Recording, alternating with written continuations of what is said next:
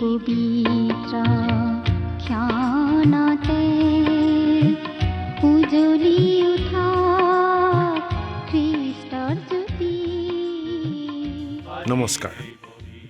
আমাৰ ভক্তিবচন অনুষ্ঠানলৈ আমাৰ শ্ৰোতা দৰ্শকসকলক আমি উষ্ম আদৰণি জনাইছোঁ। খ্ৰীষ্টীয় বিশ্বাসী লোকসকলৰ বাবে বিশেষভাৱে প্ৰস্তুত কৰা এই ভক্তিবচন অনুষ্ঠানটো হৈছে বাইবেল অধ্যয়নৰ ধাৰাবাহিক অসমীয়া অনুষ্ঠান। বাইবেলৰ গোটেই ৬৬খন পুস্তকৰেই আমি ইয়াত অধ্যয়ন কৰিম। মাজে মাজে পুৰণি নিয়ম আৰু মাজে মাজে নতুন নিয়মৰ পৰা একোখন পুস্তক আমি ল'ম আৰু প্ৰতিটো পদ পঢ়ি সহজ সৰলভাৱে আমি তাৰ ব্যাখ্যা আগবঢ়াবলৈ চেষ্টা কৰিম। এই অনুষ্ঠানটো নিয়মিতভাৱে শুনি থাকিলে শ্ৰোতা দৰ্শকসকলে গোটেইখন বাইবেল চোৱাৰ আৰু বুজি পোৱাৰ এটা সুযোগ লাভ কৰিব। প্ৰিয় শ্ৰোতা দৰ্শক, আমি এতিয়া বাইবেলৰ পুৰণি নিয়ম খণ্ডৰ দ্বিতীয়খন পুস্তক অৰ্থাৎ যাত্ৰা পুস্তকৰ অধ্যয়ন কৰি আছোঁ। যোৱা অনুষ্ঠানত যাত্ৰা পুস্তকৰ ২৬ নম্বৰ অধ্যায়ৰ পৰা আমি চাইছিলোঁ। আজিৰ অনুষ্ঠানত এই যাত্ৰা পুস্তকৰ ২৭ নম্বৰ অধ্যায়ৰ পৰা আমি চাব খুজিছোঁ। মিছৰ দেশৰ পৰা উদ্ধাৰ হৈ ইছৰাইলীয় লোকসকল চিনয় পৰ্বত পালেহি। তাতে ঈশ্বৰে মুচিৰ যোগেদি তেওঁলোকক ১০ আজ্ঞা আৰু আন বিধি বিধানবোৰ দিলে। তাৰ পাছত ২৫ নম্বৰ অধ্যায়ৰ পৰা ৩০ নম্বৰ অধ্যায়লৈকে তেওঁলোকৰ অস্থায়ী উপাসনা গৃহ, নিয়ম তম্বুটোৰ বিষয়ে ঈশ্বৰে সবিশেষ জনাই দিয়া, মহাপুৰোহিতে পৰিধান কৰিবলগীয়া পোছাকৰ বিষয়ে জনোৱা আমি পঢ়িবলৈ পাওঁ। তাৰ পাছত নিয়ম তম্বু নিৰ্মাণ কৰা আৰু সেইটো ঈশ্বৰৰ গৌৰৱ মহিমাৰে পৰিপূৰ্ণ হোৱা আমি পঢ়িবলৈ পাওঁ। নিয়ম তম্বুটো নিৰ্মাণ কৰোঁতে ব্যৱহাৰ কৰিবলগীয়া সা সামগ্ৰী আদিৰ কথা, নিয়ম সন্দুকটো নিৰ্মাণ কৰাৰ বিষয়ে দিয়া বিশেষ নিৰ্দেশনাৰ কথা, দৰ্শন পিঠা ৰাখিবলৈ ব্যৱহাৰ কৰা মেজখনৰ কথা আৰু সোণৰ দীপাধৰৰ কথা আমি পালোঁ। প্ৰতিটো সামগ্ৰী আচবাবেই প্ৰভু যীশুৰ কথালৈকে আঙুলিয়াইছিল। ২৬ নম্বৰ অধ্যায়ত নিয়ম তম্বুটোৰ আঁৰ কাপোৰৰ বিষয়ে দিয়া নিৰ্দেশ আৰু তম্বুটো সাজিবলৈ ব্যৱহাৰ কৰা তক্তা আদিৰ বিষয়ে দিয়া দিহা আমি পঢ়িবলৈ পাওঁ। নিয়ম তম্বুটোৰ নিয়ম সন্দুক থকা অতি পবিত্ৰ স্থানটোক সম্পূৰ্ণৰূপে ঢাকি ৰাখিছিল বিশেষভাৱে তৈয়াৰ কৰা এখন আঁৰ কাপোৰে। তাৰ ভিতৰত মহাপুৰোহিতে বছৰত মাত্ৰ এবাৰ সোমাব পাৰিছিল, মহাপ্ৰায়শ্চিত্তৰ দিনাখন। সেই আঁৰ কাপোৰখনে বুজাইছিল প্ৰভু যীশুৰ মনুষ্যত্বক। পাছত যেতিয়া প্ৰভু যীশুৱে ক্ৰুচৰ ওপৰত প্ৰাণ ত্যাগ কৰিছিল, অৰ্থাৎ যেতিয়া মানুহ হিচাপে তেওঁৰ মৃত্যু হৈছিল, তেতিয়া জেৰুচালেমৰ মন্দিৰত থকা সেই আঁৰ কাপোৰখন ওপৰৰ পৰা তললৈকে অলৌকিকভাৱে ফাটি দূষিত হৈছিল আৰু অতি পবিত্ৰ স্থানলৈ, ঈশ্বৰৰ উপস্থিতিলৈ, অনুগ্ৰহৰ সিংহাসনৰ আগলৈ সোমাই যোৱা বাট মুকলি হৈ পৰিছিল সকলোৰে বাবে। ২৭ নম্বৰ অধ্যায়ত আছে পিতলৰ যজ্ঞবেদীৰ কথা, নিয়ম তম্বুটোৰ চোতালখনৰ কথা আৰু চাকিৰ তেলৰ কথা। নিয়ম তম্বুৰ ভিতৰৰ পৰা বাহিৰ চোতালৰ ফালে ওলাই অহাৰ লগে লগে আমি দেখিবলৈ পাওঁ যে আচবাববোৰ এতিয়া পিতলৰ। ভিতৰ ভাগৰ বস্তুবোৰ আছিল সোণৰ। যিমানেই ভিতৰলৈ অৰ্থাৎ ঈশ্বৰৰ উপস্থিতিলৈ সোমাই যোৱা হয়, সিমানেই যীশুখ্ৰীষ্ট ব্যক্তিজন কোন সেই কথাটো বুজা যায়। আৰু বাহিৰৰ ফালে ওলাই আহিলে তেওঁ কৰা কাৰ্যবোৰৰ কথা আমাৰ মনলৈ আহে। এই সকলোবোৰ কথা বহলাই চাবলৈ আহকচোন এতিয়া আমি মূল আলোচনাটোৰ মাজলৈ আগবাঢ়ি যাওঁ। প্ৰিয় শ্ৰোতা, আজিৰ অধ্যয়নত ইছৰাইলৰ সন্তানবিলাকে কৰিবলগীয়া হোম বলিৰ কাৰণে কেনেকৈ ঈশ্বৰে তেওঁলোকক এখন যজ্ঞবেদী তৈয়াৰ কৰিবলৈ আৰু তাত ব্যৱহাৰ কৰিবৰ কাৰণে পাত্ৰবিলাক সজাবলৈ শিকাইছিল, কেনেকৈ যজ্ঞবেদীৰ আগত আবাসৰ চোতাল তৈয়াৰ কৰিবলৈ আৰু সদায় প্ৰদীপ জ্বলাই পোহৰ কৰি ৰাখিবলৈ শিকাইছিল, সেইবোৰৰ বিষয়ে চাওঁ হওক। প্ৰিয় শ্ৰোতা, এটা কথা মন কৰক, আচল আবাসৰ পৰা বাহিৰৰ চোতালৰ ফালে আগবাঢ়ি গ'লে দেখিব যে তাৰ বিভিন্ন সঁজুলিবোৰ পিতলেৰে তৈয়াৰী, যেনে পিতলৰ যজ্ঞবেদী, পিতলৰেই পাত্ৰ ইত্যাদি। কিন্তু ভিতৰত হ'লে আপোনাৰ যদি মনত আছে, আপুনি জানে গোটেইখিনি সোণেৰে তৈয়াৰী আছিল। এই বাহিৰৰ পিতল আৰু ভিতৰৰ সোণে কিহক বুজায় বাৰু? হয় প্ৰিয় শ্ৰোতা, আপুনি যিমানে ঈশ্বৰত আসক্ত হ'ব, সিমানেই আপুনি প্ৰভু যীশুখ্ৰীষ্ট ব্যক্তিজনৰ কথাত গুৰুত্ব আৰোপ কৰিব। যিমানে আপুনি বাহিৰৰ ফালে চাব, সিমানেই আপুনি প্ৰভু যীশুখ্ৰীষ্ট ব্যক্তিজনৰ কৰ্মত অধিক গুৰুত্ব আৰোপ কৰিব। ঈশ্বৰে আমাক পুৰণি নিয়মৰ সকলোবিলাক পুস্তকতেই পৰিত্ৰাতা প্ৰভু যীশুখ্ৰীষ্টকেই আঙুলিয়াইছিল। ঈশ্বৰত ইছৰাইলৰ সন্তানসকলে বিশ্বাস কৰিবলৈ তেওঁলোকক ব্যৱস্থাবোৰ দিছিল আৰু সেইবোৰ ব্যৱস্থাৰ মাজেৰে তেওঁ অনবৰতেই ভাবি কালৰ মানুহৰ বাবে প্ৰভু যীশুখ্ৰীষ্ট ব্যক্তিজনক আৰু লগতে তেওঁৰ কৰ্মবিলাকলৈ আঙুলিয়াইছিল, যাতে আজিৰ মানুহে প্ৰভু যীশুখ্ৰীষ্টক বিশ্বাস কৰাৰ যোগেদি সেই একেজনা ঈশ্বৰক আমি বিশ্বাস কৰিব পাৰোঁ। আহকচোন এতিয়া আমি 1 নম্বৰ পদৰ পৰা 3 নম্বৰ পদলৈকে পাঠ কৰোঁ হওক। পাছে তুমি যজ্ঞবেদীটো চিটিম কাঠেৰে সাজিবা। সেই বেদী দীঘলে 5 হাত, বহলে 5 হাত আৰু ওখই 3 হাত কৰি চাৰিও কাষ আৰু চাৰিওটা চুক সমানকৈ কৰিবা। আৰু তাৰ চাৰিওটা চুকত তাৰ 4টা শিং সাজি দিবা। তাৰ শিং একেডোখৰ কাঠতে মাৰিবা। আৰু তাৰ ছাই পেলোৱা পাত্ৰ, ত্ৰিশূল আৰু অঙঠা ধৰা পাত্ৰ কৰিবা। তাৰ সকলো সঁজুলি পিতলৰ গঢ়াবা। যজ্ঞবেদীৰ বাহিৰত আবাসৰ চোতালৰ সঁজুলিবিলাক পিতলেৰে গঢ়োৱা হৈছিল, যিয়ে পাপৰ বিচাৰক বুজায়। পবিত্ৰ স্থানলৈ বা যজ্ঞবেদীৰ ভিতৰলৈ প্ৰৱেশ কৰাৰ আগতে আবাস চোতালত পাপৰ বিচাৰ নিষ্পত্তি কৰাৰ বিধান কৰা হৈছিল। পবিত্ৰ স্থানৰ সকলোবিলাক বস্তু বা সঁজুলি সোণেৰে গঢ়োৱা হৈছিল আৰু ইয়াৰে ঈশ্বৰৰ সৈতে সম্বন্ধ ৰখা আৰু ঈশ্বৰক সেৱা পূজা কৰাৰ কথাকে বুজাইছিল। পবিত্ৰ স্থানত কোনো পাপ নাই বা পাপ থাকিব নোৱাৰে, অৰ্থাৎ কোনো পাপীয়েই ঈশ্বৰৰ পবিত্ৰ স্থানত প্ৰৱেশ কৰিব নোৱাৰে। এই পাপৰ বিষয়টো পবিত্ৰ স্থানৰ বাহিৰতেই অৰ্থাৎ আবাসৰ চোতালতেই সোধ বিচাৰ নিষ্পত্তি কৰিবলগীয়া হৈছিল। সেয়ে ইছৰাইলীয়াবিলাকে তেওঁলোকৰ কাৰোবাৰ কিবা অপৰাধ হ'লে এই আবাসৰ চোতালতে গোট খাইছিল আৰু তাতেই সোধ বিচাৰ নিষ্পত্তি কৰা হৈছিল। মানুহ এগৰাকী আহি যজ্ঞবেদীৰ বাহিৰত থিয় হৈ আছে। তেওঁ ঈশ্বৰৰ ওচৰলৈ কেনেকৈ যাব? প্ৰথম কথা হ'ল, তেওঁৰ হৈ মৃত্যুবৰণ কৰিবলৈ কোনো এজন সলনি ব্যক্তিৰ জৰুৰ প্ৰয়োজন হ'ব, যিজনে তেওঁৰ হৈ মৰি দিব পাৰে বা তেওঁৰ পাপৰ প্ৰায়শ্চিত্ত কৰিব পাৰে। মানুহে ঈশ্বৰক লগ পাবলৈ বাদ দিব পাৰে, কিন্তু তেওঁ যদি ঈশ্বৰক লগ পাবলৈও ইচ্ছা কৰে, আনহাতে নিজে মৰিবলৈকো ইচ্ছা নকৰে, তেন্তে তেওঁৰ হৈ মৰিবলৈ বদলি ব্যক্তি এজনৰ প্ৰয়োজন হ'ব, যিজনে তেওঁৰ হৈ পিতলৰ যজ্ঞবেদীত বলি হ'ব লাগিব। কোনো কোনো সময়ত এই যজ্ঞবেদীকেই প্ৰভুৰ মেজ বুলিও কোৱা হৈছে আৰু ইয়াকে হোম বলিৰ বেদী বুলিও কোৱা হৈছে। ইয়াতে ঈশ্বৰে পাপীবিলাকৰ পাপৰ বিচাৰ লৈছিল। প্ৰভু যীশুখ্ৰীষ্টৰ ক্ৰুচৰ কথা আৰু তেওঁৱেই যে প্ৰকৃততে মানুহৰ পৰিৱৰ্তে মানুহৰ পাপৰ বলিস্বৰূপে তাত মৰিল, তাকে ইয়াত বুজাইছে।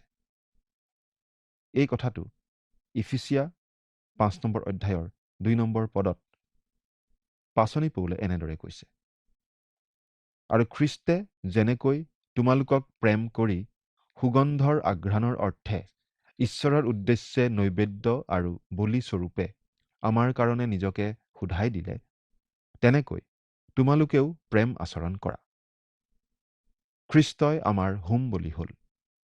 যজ্ঞবেদীখন যদিওবা মানুহে সজালে, তথাপি ইয়াক স্বৰ্গৰ পবিত্ৰ স্থানৰ তুল্য কৰা হ'ল।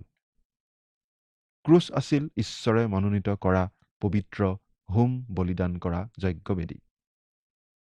প্ৰভু যীশুখ্ৰীষ্টক 70জনীয়া চেনহাইড্ৰিনে হত্যা কৰি বিনষ্ট কৰিবলৈ সংকল্প কৰিছিল। ঈশ্বৰৰ পূৰ্বজ্ঞানৰ পৰিকল্পনা অনুসৰিয়ে, কাৰণ মানৱ জাতিৰ উদ্ধাৰৰ কাৰণে ঈশ্বৰৰ পুত্ৰই স্বয়ং বলি হ'বলৈ মনোনীত হৈছিল। সেয়েহে এজন সাধাৰণ ভাল মানুহতকৈ প্ৰভু যীশুখ্ৰীষ্ট অধিক আছিল। তেওঁ ভাল মানুহটো আছিলেই, কিন্তু লগতে তেওঁ সেইজনাও আছিল যিজনা জগত স্থাপনৰ দিনৰে পৰা হত হোৱা ঈশ্বৰৰ মেৰ পোৱালি আছিল। পিতলৰ যজ্ঞবেদীত আমি প্ৰভু যীশুখ্ৰীষ্ট যে বলি হ'ব সেই কথাটো তেতিয়াই বুজি পাইছিলোঁ। পিতলৰ যজ্ঞবেদীৰ মাধ্যমেৰে নগৈ আন উপায়েৰে ঈশ্বৰৰ ওচৰলৈ যোৱাৰ আৰু আন পথ নাছিল। কাৰোবাৰ পৰিৱৰ্তে কোনোবা মৰিব লাগিছিল, আৰু এই নিয়ম ঈশ্বৰেই স্থাপন কৰি দিয়া নিয়ম আছিল তেতিয়াৰে পৰা। যোহনে লিখা শুভবাৰ্তাৰ 1 অধ্যায়ৰ 29 আৰু 30 পদত এনেদৰে কোৱা হৈছে, পাছদিনা তেওঁৰ ওচৰলৈ যীচুক অহা দেখি তেওঁ ক'লে, জগতৰ পাপ নিওতা ঈশ্বৰৰ মেৰ পোৱালিক চোৱা। যিজনাৰ বিষয়ে মই ক'লো যে মোৰ পাছত এজন মানুহ আহিছে, তেওঁ মোতকৈ আগ হ'ল, কিয়নো মোৰ পূৰ্বেও তেওঁ আছিল, সেইজনা এওঁৱেই। পাছনি যোহনে কৈছে যে যীশুখ্ৰীষ্টই আছিল আমাৰ পৰিৱৰ্তে আমাৰ পাপৰ কাৰণে হত হোৱা সেই ঈশ্বৰৰ মেৰ পোৱালি। সেইকাৰণে ক্ৰুচৰ ওপৰত থকা সেই 3 ঘণ্টা সময় অন্ধকাৰ হৈছিল। আমাৰ পাপবোৰৰ গধুৰ ওজন তেওঁৰ কান্ধত পৰাৰ লগে লগে আমাৰ পাপৰ ভাৰ সেইখিনি সময়ত তেওঁৰ কান্ধত তুলি দিয়া হৈছিল, আৰু সেইদৰেই প্ৰভু যীশুৱে আমাৰ মুক্তিৰ মূল্য পৰিশোধ কৰিছিল। আমাক যোহনৰ 1 অধ্যায়ৰ 12 নম্বৰ পদত এনেদৰে কৈছে, তথাপি যিমান মানুহে তেওঁক গ্ৰহণ কৰিলে, অৰ্থাৎ তেওঁৰ নামত বিশ্বাস কৰিলে, সেই সকলোকে ঈশ্বৰৰ সন্তান হ'বলৈ তেওঁ ক্ষমতা দিলে। মানুহে পিতলৰ যজ্ঞবেদীৰ জৰিয়তে নাহিলে কেতিয়াও ঈশ্বৰৰ পূজা, প্ৰাৰ্থনা বা সেৱা কৰিব নোৱাৰে। প্ৰত্যেক পুৰোহিত, প্ৰত্যেক লেবীয়া লোকে এই যজ্ঞবেদীৰ জৰিয়তেহে ঈশ্বৰলৈ আহিব লাগিব। সেই নিয়ম তেতিয়া ঈশ্বৰে কৰি দিছিল। প্ৰিয় শ্ৰোতা, এই ক্ৰুচ কাঠৰ পথেই আমাক আমাৰ পিতৃৰ গৃহলৈ চলাই লৈ যাব পাৰে। যদি আমাৰ প্ৰভু যীশুখ্ৰীষ্টই স্বয়ং এই পিতলৰ যজ্ঞবেদীৰ জৰিয়তে নগ'লহেঁতেন, তেন্তে নিশ্চয় আমি ঈশ্বৰলৈ যাব নোৱাৰিলোহেঁতেন। প্ৰভু যীশুখ্ৰীষ্ট কেৱল মৃত্যুবৰণ কৰাই নহয়, তেওঁ আমাৰ কাৰণে পুনৰ জীৱিত হোৱা মেৰ পোৱালিও হয়। প্ৰকাশিত বাক্যৰ 5 নম্বৰ অধ্যায়ৰ 6 নম্বৰ পদত পাছনি যোহনে আমাক এনেদৰে কৈছে, তেওঁ দেখিলে এটা মেৰ পোৱালি হত হৈছিল। আবাসৰ পবিত্ৰ স্থানত প্ৰৱেশ কৰাৰ দুৱাৰতে এই পিতলৰ বেদীটো আছিল। সেইদৰে ক্ৰুচখনো স্বৰ্গৰ প্ৰৱেশ দুৱাৰত ইয়াৰ অৱস্থিতি লৈছে। ক্ৰুচখনক ধৰাৰ মাটিতেই পোতা হৈছিল ঠিকেই, কিন্তু এই পৃথিৱীত পোতা ক্ৰুচৰ যুগেৰে নগলে স্বৰ্গলৈ কোনেও যাব নোৱাৰে। যজ্ঞবেদীখন ঢাকি থোৱা পিতলখিনিয়ে ঈশ্বৰৰ সুদবিচাৰক বুজায়। চিটিম কাঠত পতা মৰা পিতলখিনিয়ে বলি উৎসৰ্গিত হ'ব পৰাৰ তেওঁৰ শক্তিকেই বুজাইছে। চাওকচোন প্ৰিয় শ্ৰোতা, খ্ৰীষ্টৰ এই ক্ৰুচখনৰ কি মহৎ ছবি দাঙি ধৰা হৈছে। এতিয়া আমি 9 নম্বৰ পদৰ পৰা 16 নম্বৰ পদলৈ পঢ়ি দিছোঁ। পাছে তুমি আবাসৰ চোতাল কৰিবা। দক্ষিণ দিশে চোতালৰ দক্ষিণ ফালে পকোৱা মিহি শণসূতাৰে বোৱা আঁৰ কাপোৰবোৰ থাকিব। এফালে সেইবোৰ লগালে 100 হাত দীঘল হ'ব। তাৰ খুঁটা 20টা হ'ব, আৰু সেইবোৰৰ নিমিত্তে পিতলৰ 20টা চুঙি হ'ব। খুঁটাবোৰৰ হাকুটা আৰু খলি ৰূপৰ হ'ব। সেইদৰে উত্তৰ ফালেও আঁৰ কাপোৰবোৰ থাকিব। সেইবোৰ লগালে 100 হাত দীঘল হ'ব, আৰু তাৰ খুঁটা 20টা হ'ব, আৰু সেইবোৰৰ নিমিত্তে পিতলৰ 20টা চুঙি হ'ব। খুঁটাবোৰৰ হাকুটা আৰু খলি ৰূপৰ হ'ব। সেই চোতালৰ পথালিৰ নিমিত্তে পশ্চিম ফালে আঁৰ কাপোৰবোৰ থাকিব। সেইবোৰ লগালে 50 হাত দীঘল হ'ব, আৰু সেইবোৰৰ খুঁটা 10টা, আৰু সেই খুঁটাবোৰৰ চুঙি 10টা হ'ব। আৰু পূব দিশে চোতাল পথালিয়ে 50 হাত হ'ব, আৰু দুৱাৰৰ এফালে আঁৰ কাপোৰবোৰ থাকিব। সেইবোৰ লগালে 15 হাত হ'ব। সেইবোৰৰ 3টা খুঁটা আৰু সেই খুঁটাবোৰৰ 3টা চুঙি হ'ব। আৰু চোতালৰ দুৱাৰৰ নিমিত্তে নীল বৰণীয়া, বেঙেনা বৰণীয়া আৰু ৰঙা বৰণীয়া সূতা ও পকোৱা মিহি শণ সূতাৰে বোৱা নিপুণ শিল্পকাৰে বুটা দিয়া 20 হতীয়া এখন পৰ্দা হ'ব। আৰু তাৰ 4টা খুঁটা আৰু সেই খুঁটাবোৰৰ 4টা চুঙি হ'ব। আকৌ এই ওলমি থকা পৰ্দাবোৰৰ ৰঙে ভাবি কালৰ অৰ্থবহ কথাৰ ইংগিত দিয়ে। নীলা ৰংটো স্বৰ্গীয় ৰং। এই ৰংটোৱে প্ৰভু যীশুখ্ৰীষ্টক স্বৰ্গৰ পৰা নামি অহাৰ কথাটোৱে বুজাইছে। ৰঙা ৰংটোৱে প্ৰভু যীশুখ্ৰীষ্টৰ মানৱতাকেই বুজাইছে আৰু তেওঁৰ যি তেজ মানৱ জাতিৰ মংগলৰ অৰ্থে ক্ৰুচৰ ওপৰত বোৱাই দিয়া হ'ল, সেই তেজৰ কথাকেই বুজাইছে। ৰঙা আৰু নীলা ৰঙেৰে সংমিশ্ৰিত বেঙেনা বৰণীয়া ৰংটো ৰাজকীয় ৰং। গতিকে এই বেঙেনা বৰণীয়া ৰংটোৱে প্ৰভু যীশুখ্ৰীষ্টৰ ৰাজকীয় ৰাজত্বৰ কথাটোকে বুজাইছে। বেঙেনা বৰণৰ এই ওলমি থকা পৰ্দাবোৰ চোতালখনৰ প্ৰৱেশ দুৱাৰতে আছিল আৰু সেইফালেৰেই পুৰোহিত আৰু লেবীয়াসকলে ওলোৱা সোমোৱা কৰিব লাগিছিল। এই প্ৰৱেশ দুৱাৰটো ওখই 5 হাত আছিল আৰু আৱাসৰ বাহিৰৰ চাৰিওফালৰ ঘেৰখিনিৰ দৈৰ্ঘ্য আছিল 100 হাত আৰু প্ৰস্থ আছিল 50 হাত। আৰু ইয়াৰ চাৰিওফালৰ ঘেৰখিনি ধকধকীয়া বগা ৰঙৰ শণ সূতাৰ কাপোৰেৰে ঘেৰা হৈছিল। এই ঘেৰটোৱে আৱাসৰ বাহিৰ ফালখিনি ভিতৰ ফালৰ পৰা পৃথক কৰি ৰাখিছিল। এতিয়া চাওক প্ৰিয় শ্ৰোতা, এই যজ্ঞবেদীৰ ছবিখনে আমাক ইয়াকে বুজাইছে যে যিজনে প্ৰভু যীশুখ্ৰীষ্টৰ যোগেদি ঈশ্বৰৰ ধাৰ্মিকতাৰ ভিতৰলৈ প্ৰৱেশ নকৰে, তেওঁলোকে সুধ বিচাৰৰ চোতালতে থাকে। অৰ্থাৎ যজ্ঞবেদীৰ বাহিৰত নাইবা ঈশ্বৰৰ অনুগ্ৰহৰ বাহিৰতে থাকে। আজি বহুতো লোকে ভাবে যে যীশুখ্ৰীষ্টত বিশ্বাস স্থাপন নকৰাকৈও ঈশ্বৰৰ ওচৰলৈ যাব পাৰি। তেওঁলোকে কয় যে অকল যে যীশুখ্ৰীষ্ট ঈশ্বৰৰ ওচৰলৈ যোৱাৰ একমাত্ৰ পথ এনে নহয়, আমি বিভিন্ন পথেৰেও ঈশ্বৰৰ ওচৰলৈ যাব পাৰোঁ। কিন্তু প্ৰিয় শ্ৰোতা, এতিয়ালৈকে আমি যিখিনি অধ্যয়ন কৰিলোঁ, সেইখিনিৰ ভিত্তিত এই ধাৰণা একেবাৰে ভুল ধাৰণা। এই ভুল ধাৰণাৰ ফলতেই আজি বহুতেই ঈশ্বৰৰ অনুগ্ৰহৰ পৰা বঞ্চিত হৈ আছে। এই অধ্যায়টোৰ সামৰণিখিনি সঁচাকৈয়ে বৰ আমোদজনক। ইয়াত প্ৰদীপত প্ৰয়োজন হোৱা তেলৰ কথা কোৱা হৈছে। এই বিষয়টো ইয়াতে উত্থাপন হোৱাটো কিছু অস্বাভাৱিক হোৱা যেন লাগিছে। 20 নম্বৰ পদত কৈছে, আৰু সদায় প্ৰদীপ জ্বলাই পোহৰ কৰিবলৈ খুন্দি উলিওৱা জিত গছৰ গুটিৰ নিৰ্মল তেল তোমাৰ ওচৰলৈ আনিবৰ নিমিত্তে তুমি ইছৰাইলৰ সন্তানবিলাকক আজ্ঞা কৰিবা। ইতিমধ্যে দেখুৱাই অহা হৈছে যে তেল পবিত্ৰ আত্মাক বুজাবলৈ ব্যৱহাৰ কৰা দ্ৰব্য। জখৰীয়া ভাৱবাদীয়ে এই দীপাধাৰবিলাকৰ বিষয়ে এনেদৰে কৈছে, তেতিয়া তেওঁ উত্তৰ দি মোক এই কথা ক'লে, জৰুব্বাবিললৈ অহা জিহুৱাৰ বাক্য এই, শক্তি বা পৰাক্ৰমৰ দ্বাৰাই নহয়, কিন্তু মোৰ আত্মাৰ দ্বাৰাইহে, ইয়াক বাহিনীবিলাকৰ জিহুৱাই কৈছে। জখৰীয়া 4 নম্বৰ অধ্যায়ৰ 6 নম্বৰ পদ। পোহৰ হৈছে পবিত্ৰ আত্মাই দিয়া এটা দান।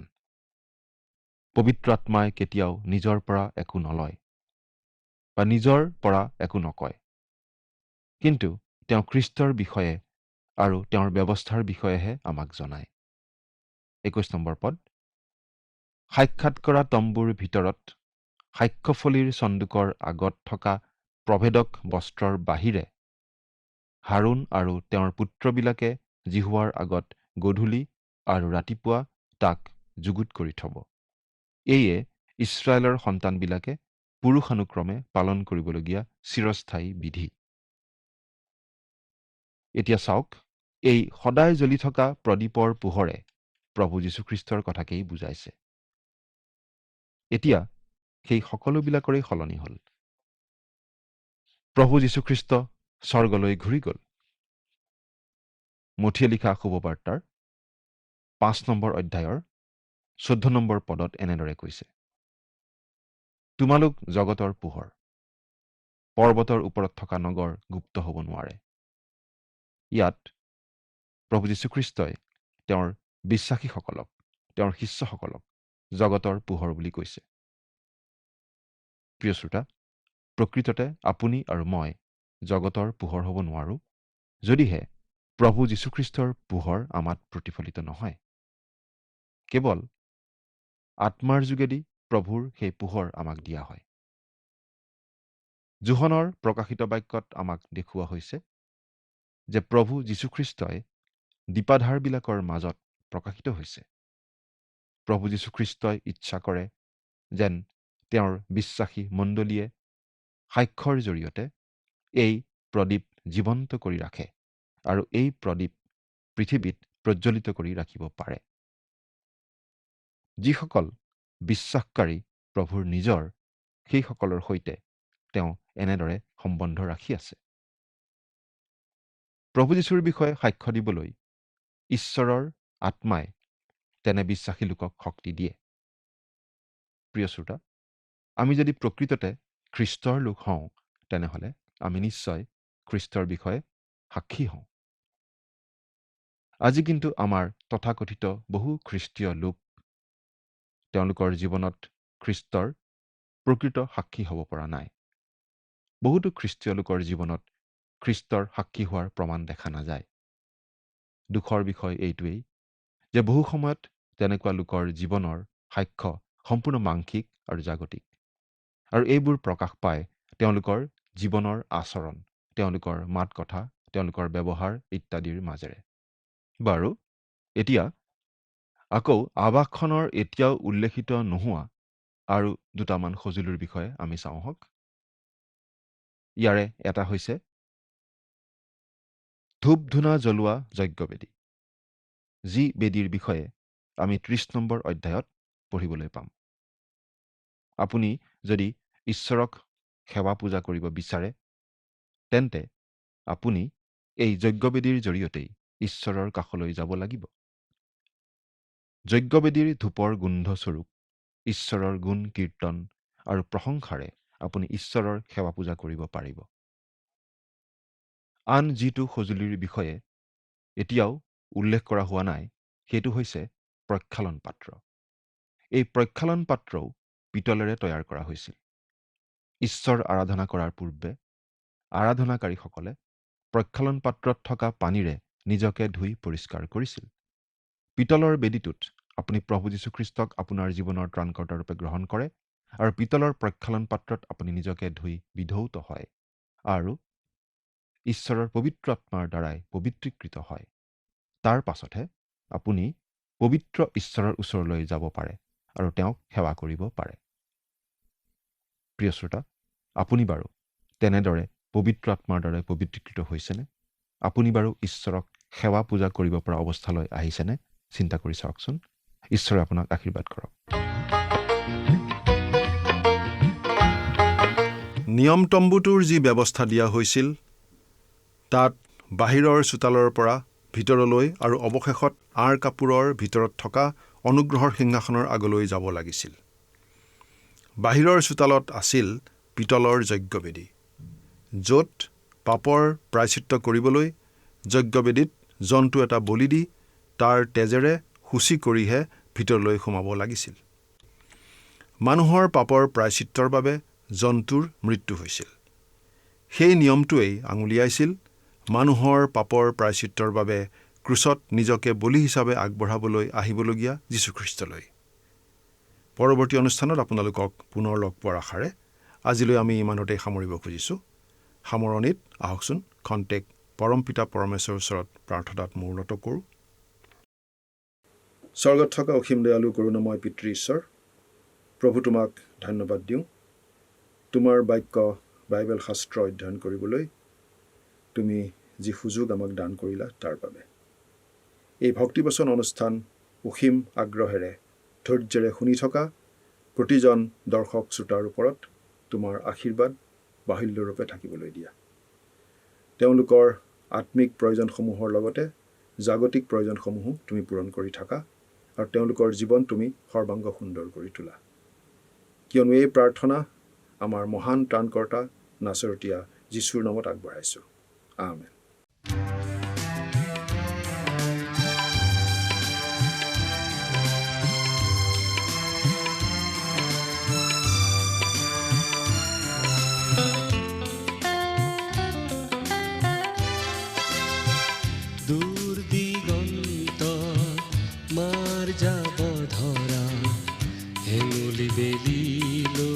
চাই দূৰ দিগন্ত মাৰ যাব ধৰা হেঙুলি বেলিলৈ চাই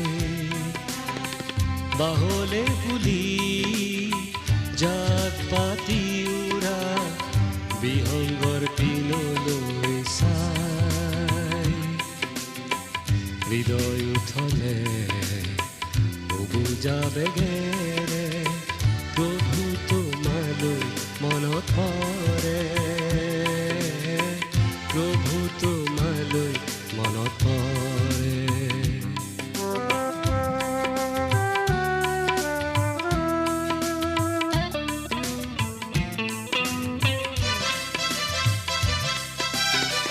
মইনো কোন আহিছো ক'ৰ পৰা মোৰ মূল্যই বাকী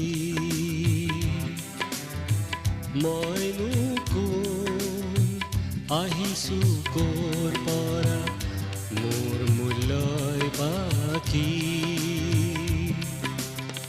দিনে নিশাই মোৰ ঘমুৱা জীৱনৰ অৰ্থনো কি অলেখ চিন্তাই মোক আগুৰি ধৰে প্ৰভু তোমালৈ মনত পৰে প্ৰভু তোমালৈ মনত পৰে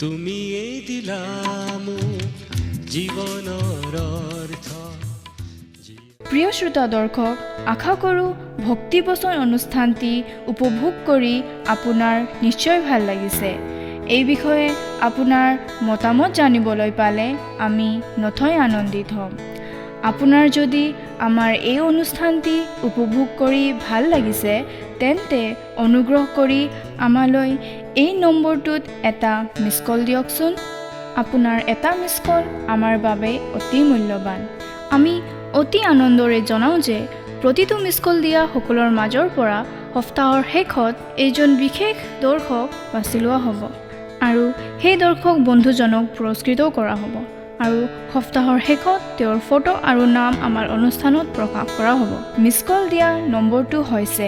0444908125 আপোনাৰ যদি কিবা প্ৰাৰ্থনাৰ বিষয় থাকে বা অধিক জানিবলৈ ইচ্ছা কৰে তেন্তে টেলিফোনৰ মাধ্যমেৰেও আমাৰ লগত যোগাযোগ কৰিব পাৰে আমাৰ টেলিফোন নম্বৰটো হৈছে 7429840242 আপুনি ইমেইলৰ দ্বাৰাও আমাৰ লগত যোগাযোগ কৰিব পাৰে আমাৰ ইমেইল এড্ৰেছটো হৈছে assamese@radio882.com আপুনি আমালৈ পত্ৰও লিখিব পাৰে তাৰ বাবে আমাৰ পোষ্টেল এড্ৰেছটো টিভি পৰ্দাত অনুগ্ৰহ কৰি চাই লওকচোন পুনৰ লগ পোৱাৰ প্ৰতিশ্ৰুতিৰে আজিলৈ ইমানতে সামৰিছোঁ ঈশ্বৰে আপোনাক আশীৰ্বাদ কৰক ধন্যবাদ